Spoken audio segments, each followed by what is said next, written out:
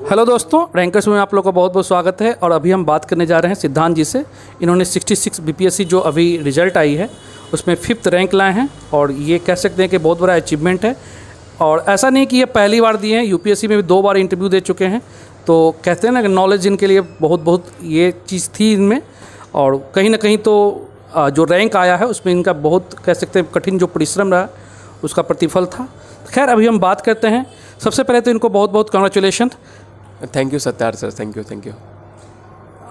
सिद्धांत जी, सबसे पहले जो जेन्युइन होता है क्वेश्चन कि अभी जब प्री भी होना है 67 का, तो क्या रणनीति होनी चाहिए? क्योंकि अभी बड़ा देखा जा रहा है दुविधा वगैरह, इस समय 1 महीना 2 महीना आगे पीछे होता जा रहा है। तो क्या स्ट्रेटजी अपना है पीटी के लिए ये लोग?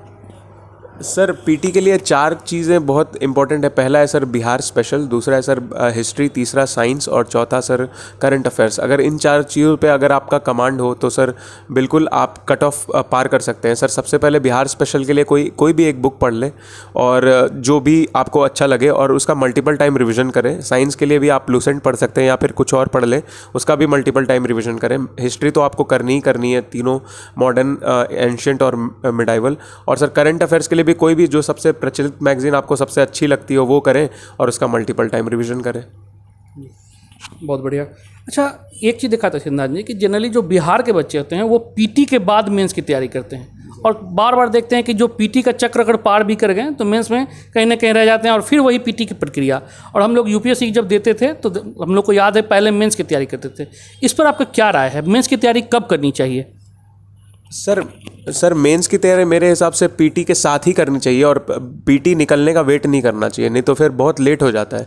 तो मेरे हिसाब से सर या तो मेंस की तैयारी पीटी के साथ ही स्टार्ट कर दे, नहीं तो अगर आपको लग रहा है कि आपकी मेंस की तैयारी पहले हो चुकी है तो फिर तो सही है, लेकिन मेरे हिसाब से सर पीटी और मेंस साथ साथ चलनी चाहिए। अच्छा, मेंस में देखा जाता है कि ऑप्शनल और जीएस की बड़ी भूमिका होती है। इसकी तैयारी कैसे करें? मतलब ऑप्शनल और जीएस, लोग जनरली होता क्या है कि जीएस पर फोकस किए हैं और ऑप्शनल पीटी के बाद 1-2 महीना में देख लेते हैं, जिससे नंबर कम आता है। और आपका चूंकि आप इंजीनियरिंग बैकग्राउंड होने के बावजूद आपने सोशियोलॉजी लिया है और कह सकते हैं बहुत अच्छा नंबर आया होगा, इसीलिए आपका 5th रैंक आया है। तो मेंस की तैयारी में जीएस और ऑप्शनल की क्या भूमिका होती है, कैसे करनी चाहिए? थोड़ा इस पर फोकस कर दीजिए बच्चों को। सर मेरे हिसाब से ऑप्शनल आपको रैंक दिलाता है और जीएस और ऑप्शनल दोनों अगर साथ में हो तो ये सोने पे सुहागा हो जाता है, क्योंकि जीएस में ऑलमोस्ट सारे टॉपर्स के इक्वल मार्क्स रहते हैं, लेकिन ऑप्शनल में जो एज ले लेता है उसको रैंक लिस्ट में ज़्यादा ऊपर की रैंक मिलती है। तो मेरे ख्याल से ऑप्शनल ही आपको रैंक दिलाता है। जितना आप जो भी आपका फर्स्ट प्रेफरेंस है, सेकंड प्रेफरेंस है, थर्ड प्रेफरेंस, अगर वो आपको चाहिए तो आपको अपने ऑप्शनल पे बहुत वर्क करना चाहिए। और साथ में जीएस में तो आपको वर्क करना ही पड़ेगा, क्योंकि सब जीएस में ऑलमोस्ट सब कोई इक्वल जानते हैं, लेकिन ऑप्शनल पे क्या करते हैं कि कुछ बच्चे ऑप्शनल को उतना वैल्यू नहीं देते, जो कि मेरे हिसाब से गलत स्ट्रैटेजी है। ऑप्शनल को मेरे हिसाब से जीएस से भी ज़्यादा वैल्यू देना चाहिए, हालांकि जीएस को भी उतना ही वैल्यू देना चाहिए जितना ऑप्शनल को देना चाहिए।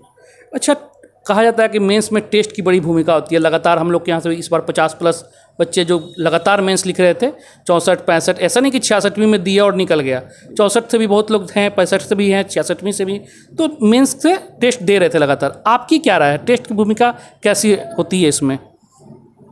सर टेस्ट की तो बहुत महत्वपूर्ण भूमिका होती है, क्योंकि टेस्ट से ही आप अपना मूल्यांकन कर पाते हैं। तो टेस्ट तो देना बहुत ज़रूरी है, चाहे वो पीटी की हो या मेंस की हो सर। अच्छा, आप इंटरव्यू दिए, निश्चित तौर पर हमारे संस्थान से जुड़े थे, बहुत खुशी होती है कि आप जैसे कैंडिडेट हैं, स्टूडेंट हैं कि जुड़े हैं, हम लोग के लिए भी गौरवान्वित वाला पल होता है। अच्छा, रैंकर्स व्यू की क्या भूमिका रही इंटरव्यू में, जरा ये बता दीजिए।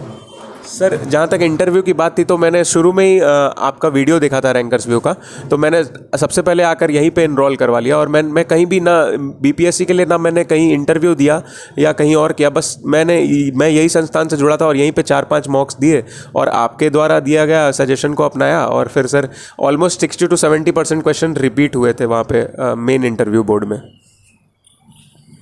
और इस प्रकार देखें कि हम लोगों ने सिद्धांत जी से बहुत सारी बातें की, बहुत जो स्ट्रेटजिकल तैयारी होती है, प्री मेंस इंटरव्यू सब पर इन्होंने फोकस किया। देखिए दोस्तों, सबसे बड़ा लगता है कि रैंकर जो होते हैं ना, उनका कुछ विशेष कह सकते हैं पढ़ने का तरीका होता है या फिर उनका जो मेहनत होता है वो थोड़ा हार्डवर्क अधिक होता है। और हार्डवर्क के साथ साथ आज स्मार्ट वर्क की भूमिका बढ़ती जा रही है। तो निश्चित तौर पे स्मार्ट वर्क की भी इनकी रही है और खुद 2 बार इंटरव्यू फेस्ड हैं यूपीएससी, तो नॉलेज का कोई कह नहीं सकता कि इन पर नॉलेज वगैरह क्या होगा।